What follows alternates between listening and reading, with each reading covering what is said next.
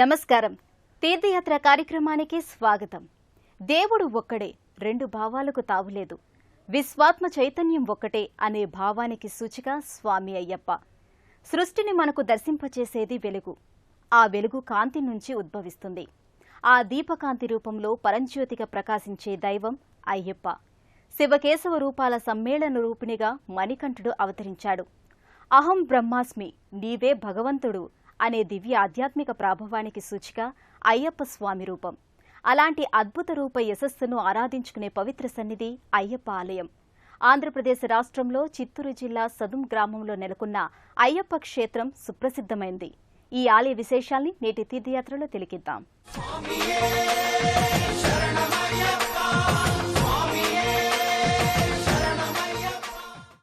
సర్వభూతదయ, ఇంద్రియ నిగ్రహం, సాధు జీవనం అనే 3 పుష్పాలతో భక్తులు ఆరాధించే దైవం స్వామి అయ్యప్ప. దుష్ట శిక్షణ, సజ్జన సంరక్షణ అనే అంశాలు శివకేశవుల అవతార మూర్తిమత్వ లక్షణాలు. ఆ అంశాల సమ్మేళనంతో ఏకీకృత సమన్వయ రూపంగా స్వామి అయ్యప్ప అవతరించాడు. సదుం గ్రామంలోని అయ్యప్ప ఆలయం కేరళలోని శబరిగిరి శిఖరాన ఉన్న స్వామి సన్నిధిని పోలి ఉంటుంది. ఆలయ నిర్మాణ శైలి, కట్టడాల విన్యాసం, ఆలయాల అమరిక అన్నీ శబరిమలనే పోలి ఉంటాయి. ఆహ్లాదకరమైన వాతావరణంలో విలసిల్లుతున్న ఈ ఆలయం కన్నుల పండుగగా అలరారుతోంది. దైవ ఉపాసన రీతులలో ఎన్నో విధివిధానాలు ఉన్నాయి. ఒక్కో రీతి వివిధ ప్రక్రియల సమాహారం. అయ్యప్ప ఆరాధన ఈ నేపథ్యంలో విశేష ఆధ్యాత్మిక ప్రక్రియ. కార్తీక, మార్గశిర మాసాలలో నియమబద్ధ జీవనం గడపటానికి ఈ దీక్షారీతిలో పదునెట్టాంపడికి విశేష ప్రాముఖ్యం ఉంది. 18 మెట్ల పూజ ద్వారా స్వామి నివసించే అద్భుత మందిర సోపానాల్ని దాటి స్వామి నెలవును చేరి తద్వారా స్వామి అనుగ్రహాన్ని పొందుతామని భక్తుల విశ్వాసం. అయ్యప్ప ఆలయం ముంగిట 18 మెట్లు తప్పనిసరిగా ఉంటాయి. ఈ ఆలయంలో కూడా 18 మెట్ల అమరిక ప్రత్యేకతను ఏర్పరచుకుంది.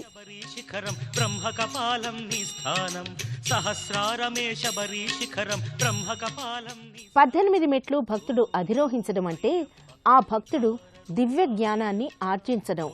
18 పూర్ణ సంఖ్య కాబట్టి అందుకు ప్రతీకగా స్వామి ముంగిట 18 మెట్లు ఉంటాయి. ఈ మెట్లను పదునెట్టాంపడిగా వ్యవహరిస్తారు. ఈ మెట్లకు నిర్వహించే పూజను పడి పూజగా పేర్కొంటారు.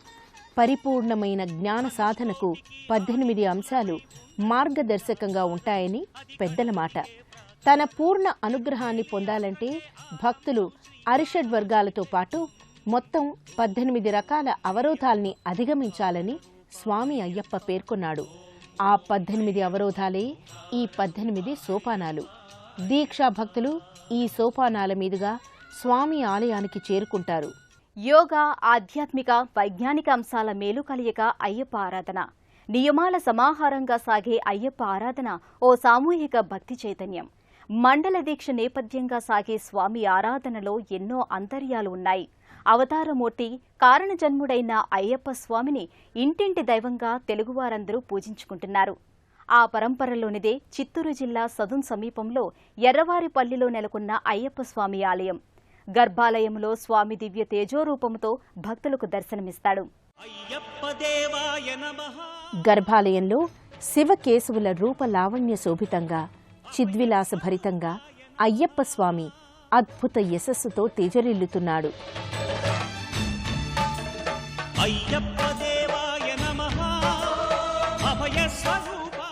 శిలామూర్తిగా ప్రసన్నత నిండిన ముఖారవిందంతో, మందస్మిత వదనంతో స్వామి గోచరమవుతాడు.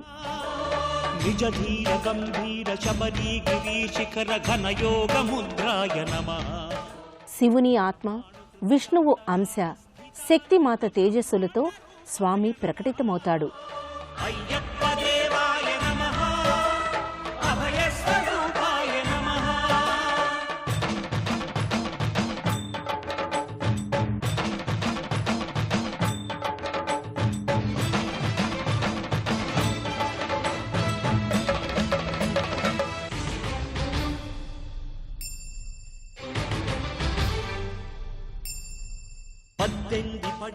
చిన్ముద్రాలంకృతుడై మోహిని రూపానికి గుర్తుగా స్వామి తమ వామహస్తాన్ని వయ్యారపు వంపును ప్రదర్శిస్తాడు. రాతి విగ్రహంతో పాటుగా పంచలోహ సమన్విత మూర్తి కూడా గర్భాలయంలో నెలకొని ఉంటుంది. పట్టబంధము వీడి భక్తతతికై పరుగు పరుగున వచ్చే భూమిపైకి నరుడై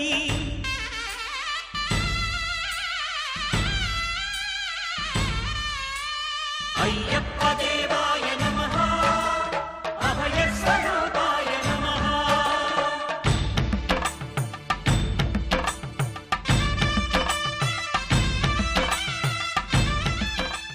భస్మలేపనం, శ్రీగంధ తిరునామం, రుద్రాక్ష మాలధారణ, తులసి మాలికల అలంకారాలతో హరిహరుల సమ్మేళన రూపధారిగా స్వామి తేజరిల్లుతాడు. పాపాలు దోషాలు ప్రక్షాళనము చేయు పంపానదీ తీర ఎరుమే నివాస నియమాల మాలతో సుగుణాల మెట్లపై నడిపించి కనిపించు అయ్యప్ప స్వామి. మకర సంక్రాంతి సజ్జోతివై అరుదెంచి మహిమలను చూపించు మణికంఠ స్వామి. విష్ణుమాయ అనంత చిద్విరూపం, అది ఊహాతీతం. మహిష సంహారం కోసం అవతరించిన స్వామి శబరిగిరి ధామంపై పంచభూతనాథునిగా ధర్మశాస్త్రగా అలరారుతున్నాడు. అలాంటి దివ్య అవతారమూర్తి అయిన అయ్యప్ప స్వామిని భక్తులు శరణుఘోష నేపథ్యంగా ఆరాధన చేస్తారు. స్వామియే శరణమయ్యప్ప అనే పావన మంత్రం ఈ ఆలయంలో ప్రతిధ్వనిస్తుంది.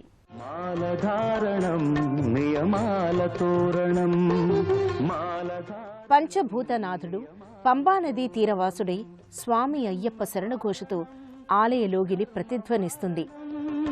జన్మ కారణం దుష్కర్మ వారణం శరణం శరణం శరణం శరణం అయ్యప్ప స్వామి శరణం అయ్యప్ప స్వామి శరణం అయ్యప్ప స్వామి శరణం అయ్యప్ప స్వామి శరణం.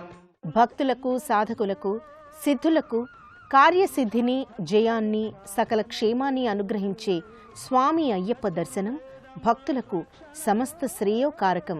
సదుంలోని అయ్యప్ప దివ్య సన్నిధిలో పలు ఉపాలయాలున్నాయి.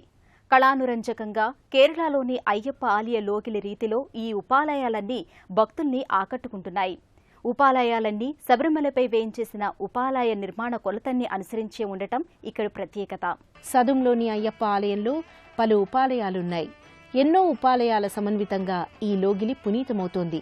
ప్రధానంగా నాగరాజస్వామి వారి సన్నిధిని భక్తులు ముందుగా దర్శించుకుంటారు. స్వామి అగ్రజుడైన మహాగణపతి సన్నిధి ప్రత్యేకంగా భాసిల్లుతుంది.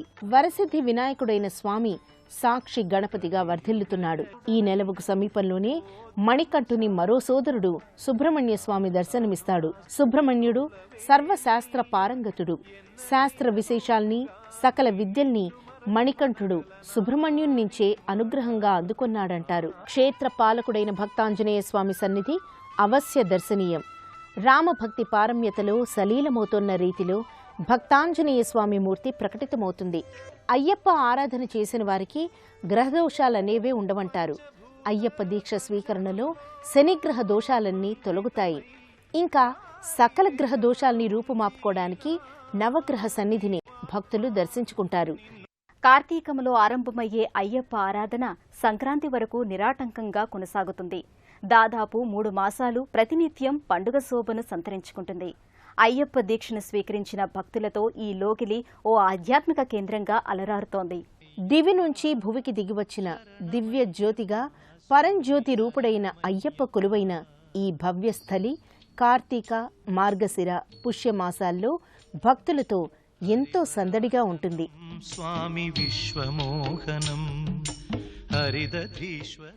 దీక్షా స్వీకరణ చేసే భక్తులతో 20వ తేదీ నుంచి జనవరి 15వ తేదీ వరకు ఈ లోగిలి భక్తులతో ఆధ్యాత్మిక దివ్య ప్రభలతో శోభిల్లుతుంది. పావన జలాభిషేకం స్వామికే, అమృతాభిషేకం స్వామికే, స్నేహాభిషేకం స్వామికే, గంగాభిషేకం స్వామికే అంటూ భక్తులు సర్వ సమర్పణ ప్రతీకగా అభిషేక వేడుకను నిర్వహించుకుంటారు. ప్రతి నెల స్వామి జన్మ నక్షత్రమైన ఉత్తర నక్షత్రం నాడు స్వామివారికి ప్రత్యేక పూజల్ని నిర్వహిస్తారు. సదుంలోని అయ్యప్ప సన్నిధానం దర్శనం భక్తులందరికీ మనోభీష్టకారకం. అయ్యప్ప దీక్ష ఆరాధన భక్తుల్ని సకల శ్రేయస్సుల వైపు పయనింపజేస్తుంది. యోగా, ఆరోగ్య, ఆధ్యాత్మిక, విజ్ఞాన శాస్త్ర కలబోతగా ఎన్నో అంశాలు ఈ ఆరాధనలో అంతర్లీనంగా ప్రస్ఫుటమవుతాయి. కుండలినీ శక్తి అయ్యప్ప దీక్ష స్వీకరణ వల్ల ఉద్దీపనమవుతుంది.